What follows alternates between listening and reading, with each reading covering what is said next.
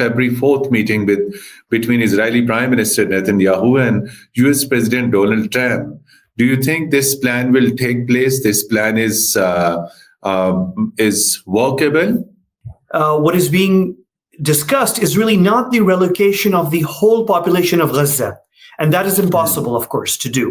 You have about 2.2 million Gazans, and it's impossible to shift all of that population. If Palestinians are relocated, do you think Israeli military will again move in? All of the Arab countries, the moderate Arab countries, allies of the US, would like Israel not to go back to military operations. Mr. Quraishi, this 15 months war has come to a temporary end. What do you think, neutrally speaking, whether Hamas achieved any success? There is a victory for Hamas that they, number one, survived, and number two, they have shown after the ceasefire that they can take control back in Gaza if they're allowed. But if you come to the Palestinians, Mateen, I think they are the net losers. More Palestinians have been killed in these 15 months than the entire number of Palestinians killed during Nakba in 1948. Iranian hand in Lebanon, in Syria, and in Gaza. Iran succeeded in stopping the normalization between Saudi Arabia and Israel. Somehow in the future, can Pakistan take a U-turn and will ultimately recognize Israel? Yes, there's no question, Mateen, that we are going to see very soon Abraham Accords Part 2.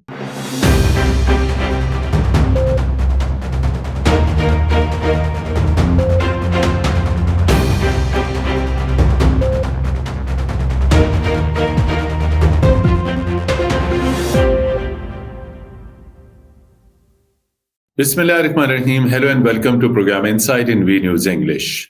Dear viewers, situation in Palestine. When we say Palestine, it's definitely Gaza. It's evolving. There are a number of issues. There are a number of policies which are under consideration. There are a number of international orders which are also under consideration. And one of the orders made by the US president was to relocate Palestinians living in Gaza to either Jordan or Egypt. But soon after this particular announcement, thousands of Gazans moved to north of Gaza to go back to their destroyed homes. Although there were no homes, but there were tents. But on the other hand, whether Egypt and Jordan are ready to accept this mass relocation of the residents of Gaza or not, that is another big question. So keeping in view these all developments, Israeli Prime Minister Netanyahu is also scheduled to meet US President on February 4th at the White House. Mr. Netanyahu has been invited by President Donald Trump for a meeting on his future Middle East plans. What will happen after this temporary ceasefire? What are the other related developments? To discuss this all, today we are fortunate to have with us a Middle East expert, senior journalist, analyst, Mr. Ahmed Quraishi. Mr. Ahmed Quraishi, very warm welcome to program Insight in V News English. So there are a lot of developments and you always keep a very strong eye on these developments. You have an in-depth understanding of these issues. How would you comment on this latest plan announced by the US President Donald Trump that the residents of Gaza, Palestinians, will be relocated to either Jordan or Egypt? So if it is so, and if this matter is discussed in February 4th meeting between Israeli Prime Minister Netanyahu and US President Donald Trump, do you think this plan will take place? This plan is workable? So this is a very interesting development, Mateen, about the relocation of some of the population from Gaza to either Egypt or Jordan. Now, of course, if you follow what's being said about this, what is being discussed is really not the relocation of the whole population of Gaza. And that is impossible, of course, to do. You have about 2.2 million Gazans, and it's impossible to shift all of that population. But my understanding from following the Israeli media and the US media, which all of us are following actually, is that there are some nuances, and you have to be very careful about this. So I think President Trump floated this idea, but he did not go into the specifics. And I think the specifics are very interesting. So I think President Trump is thinking along the lines of probably shifting half of the population, somewhere around 1 million of the 2.2 million people. So I think if this is going to be discussed in the meeting between President Trump and Prime Minister Netanyahu, I think the discussion will be about the possibility of relocating about half of the population. And why the half of the population, Mateen? I think that because number one, you cannot relocate all of them. That's not possible, number one. And number two, by relocating about half of the population, the Israeli military will be in a position to sort of reduce the congestion and work on targeting the tunnels of Hamas, which is not possible right now because of the fact that a lot of the fighters and the militants who are members of Hamas are actually part of the Gaza population, and many of them have families, and they go and they visit their families, and most of the families, of course, are in safe zones, in refugee zones, and obviously, if the Israelis are going to attack those zones, there will be much more bigger human casualties than the ones we're seeing right now. So I think from my understanding in following the Israeli media, the discussion is going to center around maybe moving half of the Gaza population. Of course, President Trump mentioned Jordan and Egypt, but between you and me, you can take Jordan out of the equation, 100%, because there is no geographically, it's not possible to move a huge or large number of people from Gaza to Jordan. Because in the middle, you have the West Bank, and there is no way the Palestinian Authority will agree to move a large number of people from Gaza into West Bank and then into Jordan. It's not possible. So whatever is going to be discussed will be with Egypt, because Egypt has the Sinai, and Sinai is largely empty. And whatever people, if this idea moves forward, it will be the Sinai that will be used really to move maybe half of the Gaza population so that the congestion in Gaza is reduced and the removal of the debris and also the targeting of Hamas tunnels happens. Of course, Mateen, when you and I talk about moving half of the Gaza population, we are talking hypothetically. It will be very, very difficult to convince the Egyptian government and President Abdel Fattah al-Sisi to agree to move 1 million people. Mateen, both you and I, we covered the war on terror in Pakistan. And if you recall, I think we in Pakistan, the authorities, we moved about 500,000 people, I think 400,000, between 300 to 400,000 from some parts of Waziristan, the tribal region between Pakistan and Pakistan. And earlier in Salawat, and earlier in Bajor, exactly, in so many areas. Exactly. Yeah. So it was very difficult to move people between 100 to 300,000. Now we're talking about 1 million people of Gaza, 1 million people, half of the population. So it's going to be very difficult. But if the Egyptian government is convinced, but if the U.S. convinces, and if President Trump convinces President al-Sisi, 500,000, maybe 8 to 900,000, but only to Sinai, it's impossible to move anybody to Jordan. There's no way. But what about this? You said that even if around 500,000 Palestinians from Gaza are relocated to Egypt, so Israel is expected to intensify its operation and may find and destroy the tunnels which are still in possession, in use by Hamas fighters.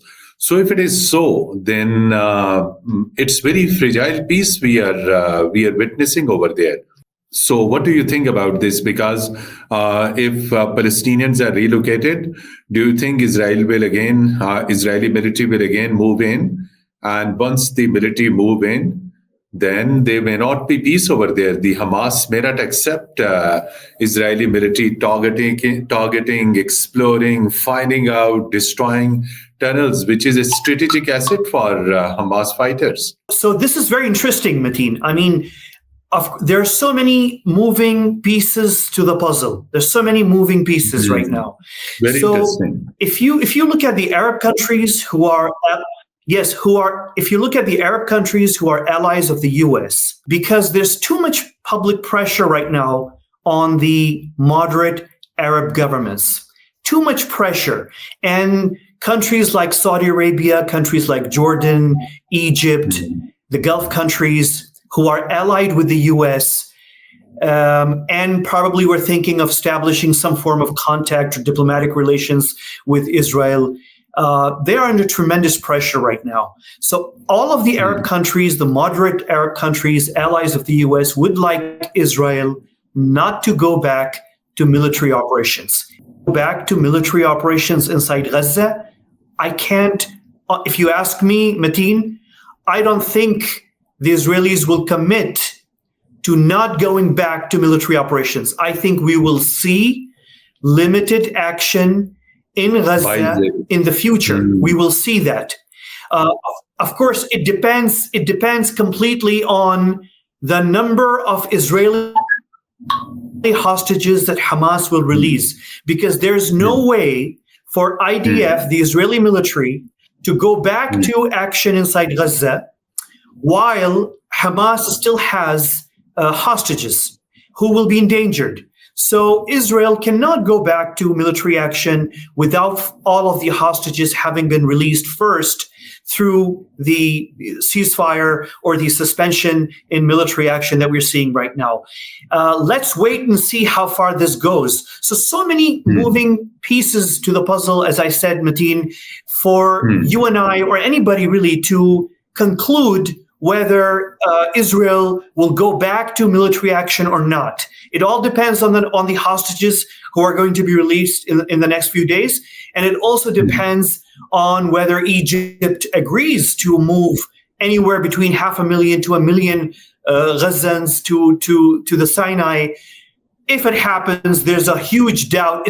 And then to see if it's really viable for the IDF to move in. And we also have to wait and see if President Trump convinces Prime Minister Netanyahu to step back and let the Palestinian Authority government and its forces. By the way, Mateen, when we talk about Gaza, we often forget one key player, which is the Palestinian Authority. Is this authority has control over Gaza? They are present inside. Yeah, it does not have control yet, but the Americans and the Arabs would like the authority to take back control. And last week, the Palestinian Authority government announced that it is ready to move into Gaza. It's ready. Now, when we say ready,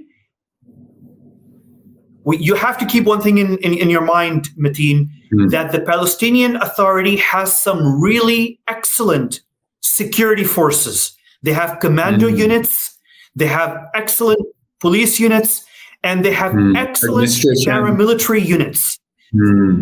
Exactly. And some of those units, by the way, were trained in Arab and Muslim countries. Some of them were trained by Turkey. Some of them were trained even in Pakistan. There used to be Palestinian cadets even in Pakistan. And in Pakistan. Yes, in Pakistan.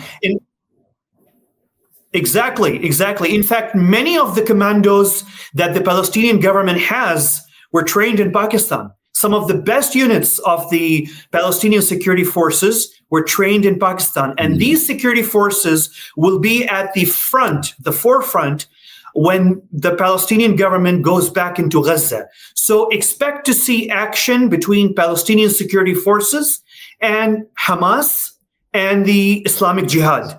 And if you've been following the news from the West Bank over the past 2 weeks, the Palestinian security forces have been actually going after pockets of Hamas militants in the city of Jenin and in the refugee camp in the city of Jenin in the West Bank. And there has been action between Palestinian security forces and between Hamas militants in the city of Jenin in the West Bank. So it's a very fluid situation right now, but we have to wait and see when the Palestinian government and security forces move into Gaza, and whether Israel allows them to do that, and whether President Trump convinces Netanyahu to accept a role for Palestinian security forces inside Gaza.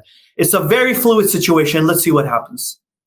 So it's a very fluid situation, but one important thing during election campaign, US president's narrative, policies, statements on Middle East was different one. After becoming and getting elected as US president, we have seen whatever his plans are. The Arab American Muslims in the United States are unhappy over this. So do you think his any statement, move, action, decision, which may annoy the Arab Americans in the United States, Trump's vote bank would be affected due to his shift in policies? The Arab and Muslim vote is important in one or two states, but it's not a decisive vote. It's not a decisive vote. I mean, it's important during a presidential election in one or two states. But, the election is over, and President Trump, has 2 years before the next election, the midterm election. Exactly. True. So I don't think the American or Muslim vote is going to impact President Trump's policy on Gaza and Israel. Let's be very honest, Mateen, let's be very honest. President Trump is going to be even more pro-Israel than President Biden was. And President Biden was very pro-Israel. So President Biden was very pro-Israel, but President Trump is going to be even more pro-Israel. However, having said that, President Trump is also expected to put a lot of pressure on the Israeli government. There's no doubt about this. And President Trump has had issues with Prime Minister Netanyahu. Yeah. So and he's going to put pressure on Netanyahu as well. So I don't think he's going to be very pro-Israel, but he's also going to put pressure on Prime Minister Netanyahu. So tell our viewers about this, the swapping of prisoners between Hamas and Israel. So has that process completed, or more prisoners are going to be swapped in the days to come? No, Mateen, we are at the start of the process. We just have had. It's just the beginning. I mean, you have less than 10 hostages have been released. So it's too early. And Israeli government's list of hostages inside Gaza, the ones who are alive are probably somewhere around 100, and maybe up to 50 could be. You never know. We don't have the exact figure. It could be between 120 to 150. Could be 20 to 30 who are dead. We're not sure, and the Israeli government is not sure about this. So this is just the beginning. And I think we will see trouble in the process of swapping prisoners when the issue comes to the dead Israeli hostages. That's when the problem will come, because there are some children, there are some women. And that's when if news comes that some of the Israeli hostages who are children are dead, that could maybe change or It may change the public opinion entire inside situation. Israel. Exactly. Mr. Quraishi, this 15 months war has come to a temporary end. What do you think, neutrally speaking, whether Hamas achieved any success out of these 15 months, keeping in view and keeping in mind Hamas lost its top political and military leadership, Hezbollah's chief was assassinated, almost approximately more than 47,000 Palestinians lost their lives. 70% of the Gaza Valley has been destroyed.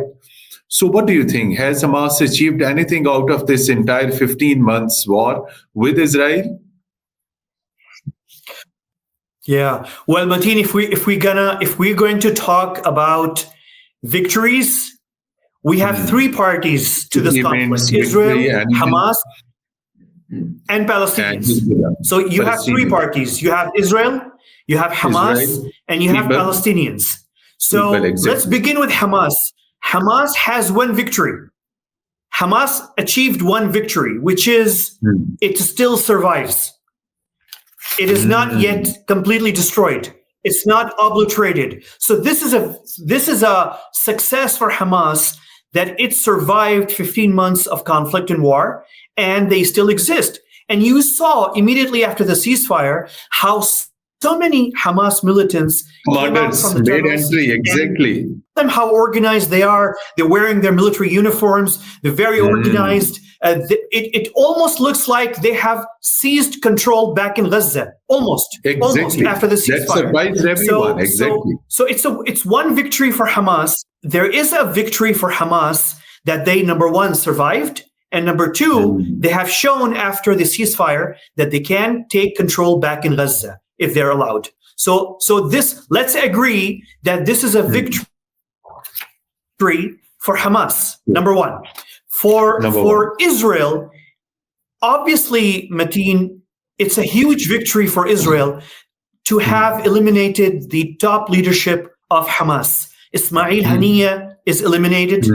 Yahya Sinwar is eliminated. And you have a number of other commanders of Hamas who have been eliminated. So, and this is a victory. There's no question about this. But if you come to the Palestinians, Mateen, I think they are the net losers in all of this. Palestinians, they are the losers. Because Palestinians, you have 40,000, exactly. They're net losers because you have 40,000. Do you know, Mateen, that more Palestinians have been killed in these 15 months than the entire number of Palestinians killed during Nakba in 1948? So in 1948, according to official figures of the Palestinian government, if you go to their website, the Palestinian government, the official figures for the total number of Palestinians killed during a Nakba in 1948 was between 10 to 15,000 Palestinians. Right now, in 15 months, up to 40,000 Palestinians have been killed. That's like thrice the number of casualties in the Nakba. And you have an entire enclave of Gaza destroyed. I mean, this is unprecedented. The entire infrastructure has been destroyed. Electricity, water, system, is destroyed. Exactly. It's like, I don't know, maybe $100 to $200 billion of infrastructure in Gaza destroyed. And when you talk about Gaza, Mateen, you have to also remember one more thing in your mind. Gaza was very well developed.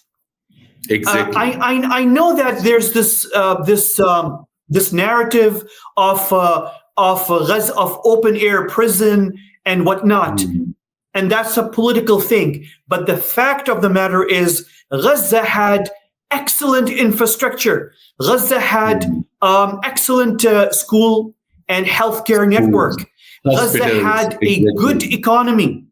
And yes, and the Palestinian economy before October 7, 2023 was doing quite well. And I'm not breaking any news when I tell you, Mateen, that Palestinians before October 7 had better lifestyle than many citizens of the Arab countries, neighboring Arab countries. So the median income of a Palestinian was probably better than the median income of a Syrian and a Lebanese and also an Egyptian. So Palestinians were not doing bad, actually. And their lifestyle, their houses, their streets, their roads, their businesses, what were doing quite well, actually. And the damage that they have sustained after October 7, just go online, Mateen, and go to TikTok and Instagram and check the videos of young people from Gaza before October 7. Look at their lifestyles. Look at the markets and the malls and their hotels and their beaches and their businesses. And yes, and their universities and their schools and their hospitals. Do you know, Mateen, that Gaza, a small enclave, probably had better hospitals than, I don't know, a city in Egypt or in Jordan? Very good hospitals. Why? Because thanks to two things. Number one, international aid, billions and billions of dollars of international aid, number one. And number two, Gaza's Palestinians are very educated people, Mateen. Palestinians are very educated. And many Palestinians live in the diaspora. They live in the Gulf. They live in Europe. They live in United States. Palestinian territories and outside Gaza went to rich countries, mostly the Gulf and the West. Exactly. And so Gaza really had good infrastructure, and all of that is destroyed. So I think Israel has had a victory by eliminating a lot of the leadership of Hamas. Hamas had a partial victory because they survived, although they lost the leadership. Exactly. But the net losers really are Palestinians, unfortunately. They're the net losers. I mean, that's my take on it. And obviously, also Hamas, even though they have a small victory that they survived, but it's not a big victory. It's not a big victory. It's a huge loss for Hamas also. And if there's a settlement now, you can rest assured that Hamas will not come back to power, because the Egyptians don't want Hamas back in power. The Jordanians don't want Hamas back in power. The Arab countries don't want Hamas back in power. And definitely Israel does not want Hamas back in power. So Hamas has lost too. I mean, it's not a big victory for Hamas. One important thing in the entire this Middle East game, Mr. Ahmed Quraishi, was a very intensified role and the Iranian hand in Lebanon, in Syria, and in Gaza. Hamas used to get direct moral support, political support, military support, financial support from Hezbollah and from Iran. So as you described the re-entry of Hamas fighters, looking energetic, with the weapons, with all military equipment, what do you think? How they are surviving? Do you think Iran is still somehow secretly providing an Iranian channel has been cut off? Right. So when we, Mateen, you and I, when we were talking about the victories, I think there was also one victory for Iran, and it's a very important one. Iran sustained lots of losses, obviously, Hezbollah, Syria, there were lots of losses. But Iran also had a major victory, which is, there was a normalization about to take place between Saudi Arabia and Israel and maybe other Muslim countries. And that normalization is stopped thanks to October 7, that Iran succeeded in stopping the normalization between Saudi Arabia and Israel. And we don't know, of course, that Iran was directly behind Hamas's decision to launch the war on October 7. We don't have any evidence that Iran was directly involved. But we can fairly say that Iran has had very strong relationship with Hamas. There's no With question Hamas about this. and with And Hezbollah. Ismail Haniyeh, of course, was assassinated in Tehran. So the strong relationship between Iran and Hamas is not a secret. So Iran did gain from stopping the normalization between Saudi Arabia and Israel, which could have led also to other Muslim countries also joining the normalization bandwagon. And all of that is stopped right now thanks to October 7. Now, this is a strategic gain for Iran. But of course, Iran also suffered lots of losses in Hezbollah, in Syria, in Lebanon, all of that. But I always say this, Mateen, you see, Iran is ruled by basically Islamists. An Islamic movement is ruling Iran. And I always say Iran's Islamists are probably the smartest and most sharp Islamists in this whole region. And we've seen Islamists come to power in Egypt. We have seen Islamists in Pakistan who won elections, and also in Jordan and a couple of other countries. But in Iran, the Islamists in power are very sharp, smart, and calculating. And although they have suffered losses, but they were smart enough to know when to stop, and they stopped. And right now you can see Iran is quiet on the proxy warfare front, and it has shifted toward diplomacy. And Iran is conducting amazing diplomacy right now. So the Iranians are engaged with Arab countries, and also Iranians are now engaged with the West and with the United States. So Iran right now has shifted from proxy warfare to diplomacy. But between you and me, Mateen, but I am quite sure that Iran continues to maintain impressive capabilities if it wanted to return to proxy warfare whenever it decides to do Moving that. to the last segment, now, moving out of Palestine, of course, the new American president is extending full support to Israel.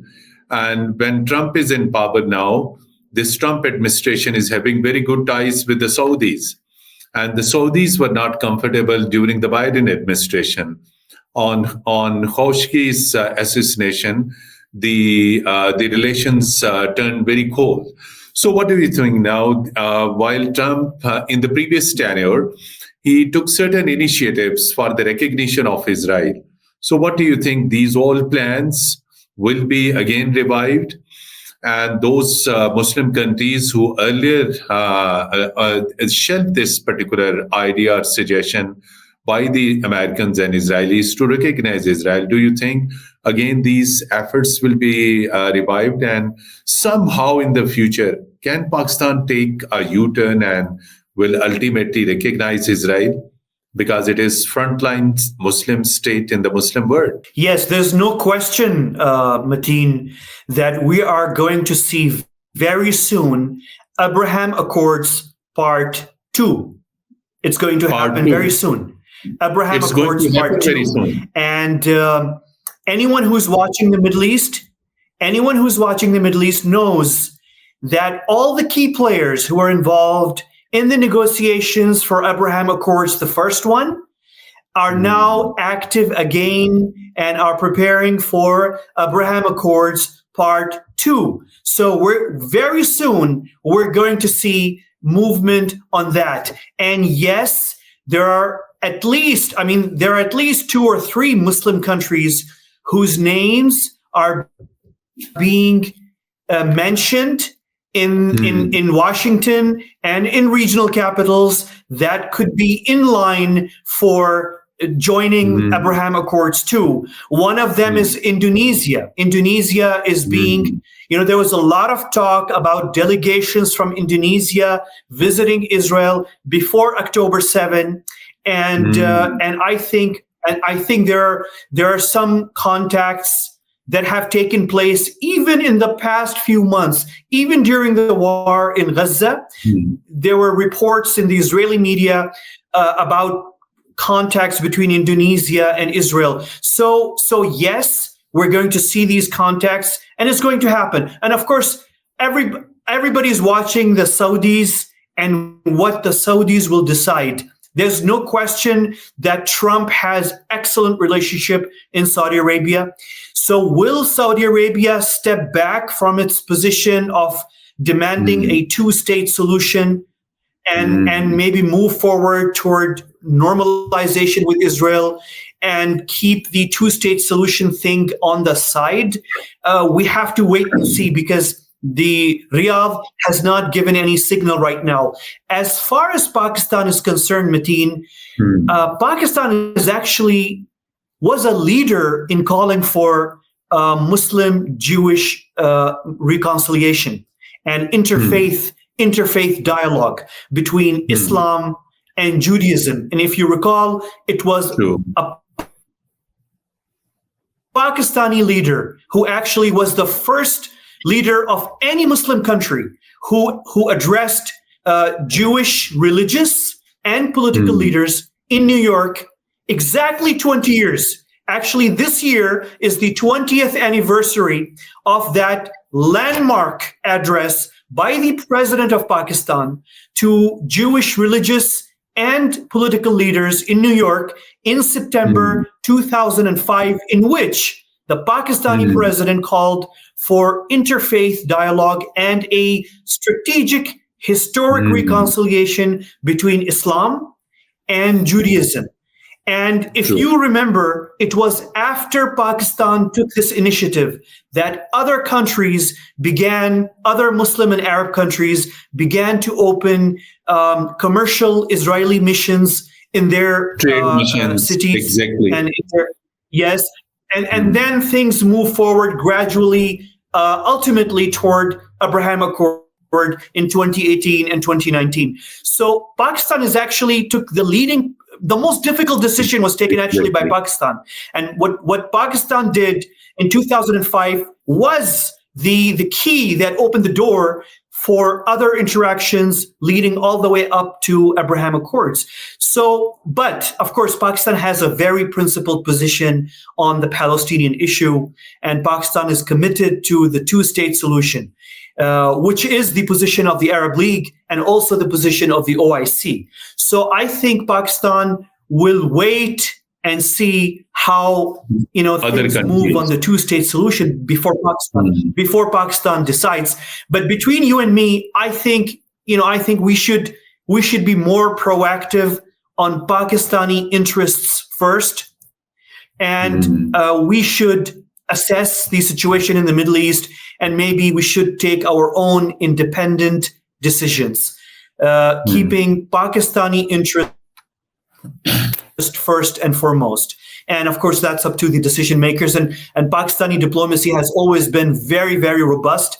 And I have no doubt that Pakistani officials and policymakers and diplomats will do what is right.